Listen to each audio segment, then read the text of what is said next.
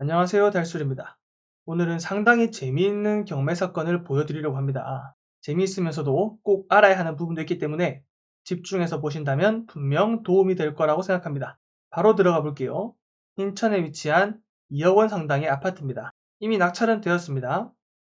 내려가서 임차인을 보니까 임차인이 있습니다. 이 씨가 있는데 보증금은 2,700만 원의 소액 임차인입니다.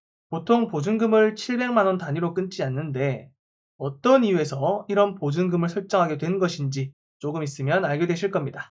이어서 등기부 현황을 보면 굉장히 많은 권리들이 지금 설정되어 있습니다. 2016년에 설정된 근저당권을 시작으로 해서 가압류와 압류들이 있는데 눈이 아플 정도로 많습니다. 이러한 상태에서 근저당권자인 농협이 경매를 실시한 사건입니다. 그렇다면 우리는 권리를 분석하기 위해 가장 먼저 임차인과 등기부 현황을 비교해서 임차인이 대항력이 있는지 또는 없는지 판단해야 됩니다. 보니까 임차인의 전입일자는 2022년 4월 19일입니다. 등기부 현황과 비교했을 때 굉장히 순위가 늦죠? 가장 마지막에 설정된 압류보다도 늦습니다. 따라서 이 임차인은 대항력이 없는 임차인이라는 걸 알 수 있고요. 그렇다면 왜 이런 곳에 임차를 했을까 의문이 들 겁니다. 계약을 하기 전에 분명 저 수많은 권리를 보았을 건데 말입니다. 여기서 중요한 것은 전세 보증 금액입니다. 소액인 것을 볼 수 있고 이는 최우선 변제를 받을 수 있는 소액 임차인에 해당됩니다. 소액 임차인을 판단하는 방법은 담보물건이 설정된 날을 기준으로 하는데 이 내용은 우측 상단에 최우선 변제권에 대한 정리한 영상을 보시길 바라며 담보물건인 근저당권이 설정된 2016년 1월을 기준으로 소액 임차인 기준을 판단한다는 겁니다. 그래서 이 기준을 한번 찾아보겠습니다. 여기 보시면 인터넷 등기소에 접속하셔서 소액 임차인의 범위 등 안내를 보시면 이렇게 지도가 나와 있습니다. 해당하는 주소를 눌려서 소액 임차인 범위를 알 수 있는데 지금 경매 목적물은 인천 부평동입니다. 그래서 인천을 클릭하고 찾아봅니다. 근저당권 설정 날짜가 2016년 1월이었죠. 그래서 그 날짜를 보면 이 사이입니다. 여기 해당이 되겠죠. 부평은 당시 이곳에 해당이 될 겁니다. 보시면 전세 보증금 8천만 원 이하는 2,700만 원까지 최우선 변제를 받을 수 있습니다. 보장받을 수 있습니다. 자, 이걸 보시면 이제 왜 보증금액이 2,700만 원인지 이해가 되는 부분입니다.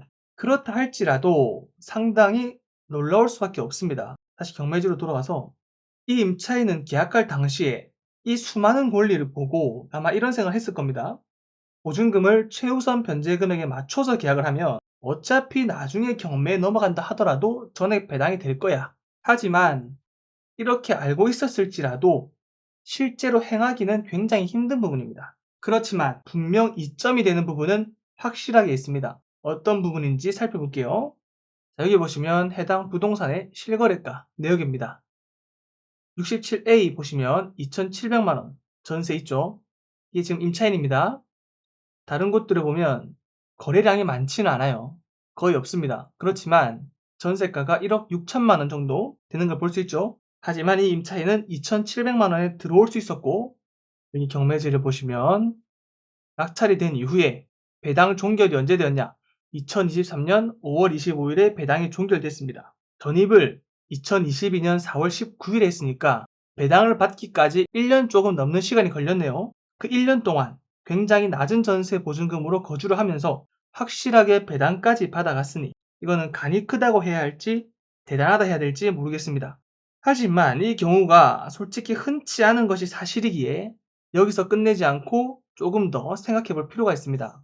사실 입찰과는 아무런 연관이 없습니다. 하지만 우리가 부동산 실력을 키우기 위해서 자신만의 스토리를 써내려 가보는 것이 중요하다고 제가 말씀을 드렸습니다. 관련된 영상은 우측 상단의 영상을 꼭 한번 봐주시기 바랍니다. 본론으로 들어가서 임차인이야 뭐 그럴 수 있다고 생각할 수 있습니다. 임대인이 돈을 반환하든 말든 경매에 나가면 소액 임차인이기도 하고 대항력도 없으니까 낙찰자는 무조건 나올 것이고요. 배당도 가장 먼저 전액 받아가니 편하게 살자는 마음이 있을 수도 있으니 말입니다. 하지만 임대인은 과연 이런 계약을 또 받아준다는 것도 의아하죠. 이런 임차인이 흔치 않으니 말입니다. 임대인의 입장에서도 굳이 오는 사람 막을 이유는 없을 것 같습니다. 오히려 먼저 임차인이 배당을 받아감으로써 기분이 안 좋은 것은 여기 보시는 1순위 근저당권자가 기분이 나쁠 수 있겠네요. 그래서 이 계약이 진짜인지 확인도 해봤을 것 같습니다. 자세한 사항은 알 수 없지만 일반적이진 않은 경우고요. 그리고 한 가지 스쳐가는 부분이 낙찰자가 이씨인데 또 인천에 살고 있습니다. 임차인 역시 이씨입니다. 이씨가 한두 명 있는 것도 아닌데 어때? 할 수 있겠지만 뭔가 이분이 낙찰을 받았을 수도 있겠다는 생각이 들었습니다. 왜냐하면 일반적인 경우가 아니라서인데 이름을 확인할 수 없어서 답을 모르던 찰나에 한 가지 내용을 확인할 수 있었습니다. 바로 문건 송달 내역입니다. 여기 문건 송달 내역을 보시면 2023년 3월 9일 최고가 매수 신고인 채권 상계 신청서 제출, 이 항목이 보이실 겁니다. 본인이 배당받아야 할 돈과 낙찰 대금과 상계 처리를 한다는 뜻입니다. 그 말은 이제 임차인이 낙찰을 받았다고 보시면 됩니다. 보증금과 상계한다는 거죠. 그래서 다시 경매지로 돌아가겠습니다. 이 임차인이 소액 임차인으로 거주를 하다가 낙찰을 받기로 마음을 먹었는지 자세한 사항은 당사자만이 알고 있을 뿐입니다. 우리는 알 수 없습니다. 하지만 굉장히 보기 힘든 사례로 보이네요.